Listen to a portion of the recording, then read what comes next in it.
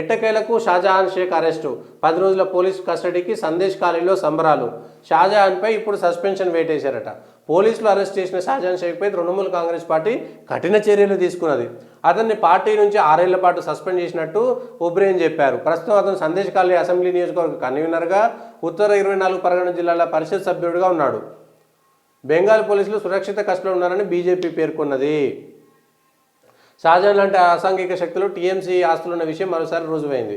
ఈ షాజహాన్ అనేటువంటి వ్యక్తి అక్కడ బెంగాల్లో దారుణమైనటువంటి పరిస్థితులు ఇప్పుడిప్పుడే ప్రజల మధ్యకు వస్తున్నాయి. సందేశ్ కాలనీలో ఎన్ఫోర్స్మెంట్ డైరెక్టరేట్ అధికారులు పోతే వాళ్ళ మీద ఈయన షాజహాన్కు సంబంధించినటువంటి మనుషులు దాడి చేసి కొడితే అప్పుడు ప్రపంచానికి బయటకు వచ్చింది అసలు సందేశ్ కాలనీలో ఏం జరుగుతుంది. బెంగాల్లో గత కమ్యూనిస్టు ప్రభుత్వాలు ఉన్నప్పుడు జరిగిందదే, ఆ తర్వాత తృణమూల్ కాంగ్రెస్ ప్రభుత్వం వచ్చినా కూడా జరిగిందదే. అక్కడ జాగీర్దారులుగా పోయిరు ఇక్కడ వీళ్ళంతా. ప్రజలు తమ మాన ప్రాణాలను గుప్పిట్లో పెట్టుకొని బతకాల్సినటువంటి పరిస్థితి.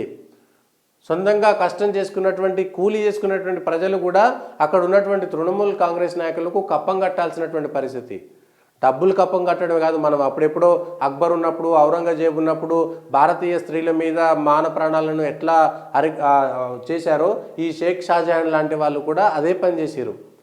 కనబడ్డ ప్రతి మహిళను తమ ఇంటికి తీసుకునేటువంటి దారుణమైనటువంటి పరిస్థితులు. అయితే ఈయన షేక్ షాజహాన్ ఒకటే కాదు, బెంగాల్లో కొన్ని వందల సంఘటనలు అక్కడ జరుగుతూ ఉన్నాయి. అవి గతంలో జరుగుతున్నాయి, ఇప్పుడు జరుగుతున్నాయి. ప్రజాస్వామ్యం పేరుకే ఉన్నది, స్వాతంత్రం పేరుకే ఉన్నది అక్కడ, అది మాత్రం స్పష్టం. ఒక సాధారణమైనటువంటి వ్యక్తి, ఒక అసెంబ్లీ కన్వీనరు 8,000 కోట్ల రూపాయల అక్రమార్జన సంపాదించేంత దూరం వెళ్ళిపోయాడు కేవలం రేషన్ బియ్యం స్కామ్ చేయడంతో. అక్కడ కనబడ్డ భూమిని రాసుకోవడం, కనబడ్డ స్త్రీని చేర్చడమే తన లక్ష్యంగా ఉన్నది. ఇట్లాంటి వాళ్ళు మళ్ళీ తృణమూల్ కాంగ్రెస్ వాళ్ళు భయానికి ఓట్లు వేస్తున్నారు. భయానికి ఓట్లు వేయడం కాదు, తృణమూల్ కాంగ్రెస్ నాయకులు అక్కడ కూర్చొని ప్రజల ఓట్లు వాళ్ళు సొంతంగా వేసుకుంటారు. ఈవీఎం మిషన్ దగ్గర నిలబడి ఏ పార్టీకి ఓటేస్తున్నారని చూసి ఏ పార్టీకి వాళ్ళకి నచ్చిన పార్టీకి వేయకపోతే ఇంటికి వెళ్ళిన తర్వాత ఆ ప్రజలు బ్రతకలేనటువంటి పరిస్థితి ఉన్నది దాపురించింది అక్కడ. ఇది నిస్సిగ్గు, ఇది చాలా అమానవీయమైనటువంటి చర్య. దీనికి సంబంధించి ఇంతవరకు కనీసం ఒక్క జాతీయ స్థాయిలో ఉండేటువంటి మీడియా కానీ, జాతీయ స్థాయిలో ఉండేటువంటి మానవ హక్కుల కోసం మాట్లాడేటువంటి సంఘాలు ఇప్పుడు ఎవ్వరు బయటికి రారు. ఎందుకంటే జరిగింది బెంగాల్లో చేసింది తృణమూల్ కాంగ్రెస్ నాయకులు కాబట్టి. ఇదే ప్లేస్లో ఏ బీజేపీ నాయకుడు ఉంటే అందరూ క్యాండిల్ ర్యాలీలు పట్టుకొని దేశం మొత్తం ప్రపంచం గగ్గోలు పెడుతుండేది. మానవ హక్కులు అందరికీ ఉంటాయి కదా. షేక్ షాజహాన్ చేస్తే మాత్రం అవి తప్పులు కావా? తృణమూల్ కాంగ్రెస్ వాళ్ళు చేస్తే తప్పులు కావా? వీటిపైన మాట్లాడినటువంటి వాళ్ళు వాళ్ళపైన కూడా ఎందుకు మాట్లాడరు అనేటువంటిదే ఇక్కడ ప్రశ్న. మీరు ఇంకెవరు చేసినా తప్పులను తప్పని ఖండించండి, వాటిపైన మాట్లాడండి. కానీ ఇవెందుకు మాట్లాడరు అనేటువంటి పైన క్లారిటీ ఇవ్వాల్సినటువంటి పరిస్థితి లేదు దీనికి సంబంధించినటువంటిది. మొత్తానికైతే బెంగాల్కు సంబంధించినటువంటి ప్రజలు సంబరాలు చేసుకుంటుండవచ్చు, సందేశ్ కాలనీ ఏరియాలో ఉండేటువంటి ప్రజలు కూడా సంబరాలు చేసుకుంటుండవచ్చు.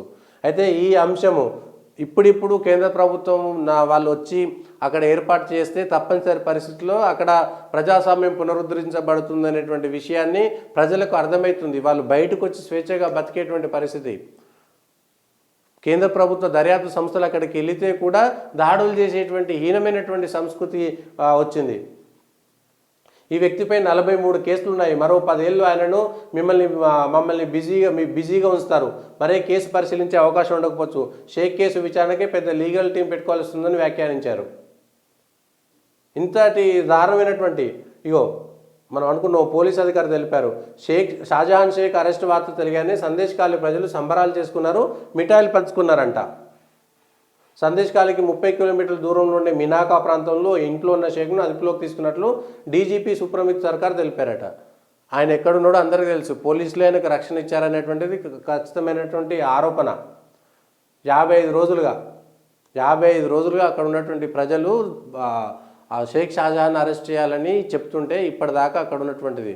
మళ్ళీ వీళ్ళు మిగిలినటువంటి వాళ్ళ కోసం మనకు చెప్తూ ఉంటారు, మిగిలిన రాష్ట్రాల్లో చెప్తుంటారు. మమతా బెనర్జీ ఒక మహిళ అయి ఉండి సందేశ్ కాలనీలో తన సొంత పార్టీ నాయకుడు మహిళలపైన అరాచకాలు చేస్తుంటే, అమానవీయమైనటువంటి సంఘటనలు జరుగుతుంటే మాట్లాడలేనటువంటి దుస్థితిలో ఉన్నారంటే కేవలం పదవి కోసం, రాజకీయం కోసం తప్ప ఇంకొకటి కాదు అనేటువంటిది అర్థం చేసుకోవచ్చు మనం. దీనికి సంబంధించినటువంటి విషయంలో ఎందుకు మాట్లాడడం లేదు, మిగిలిన సమాజం ఎందుకు మాట్లాడడం లేదు అనేటువంటి విషయాన్ని స్పష్టంగా చెప్పాల్సినటువంటి అవసరం మాత్రం ఉన్నది. దీనికి ఎవరు చేస్తారనేటువంటి చూడాలి.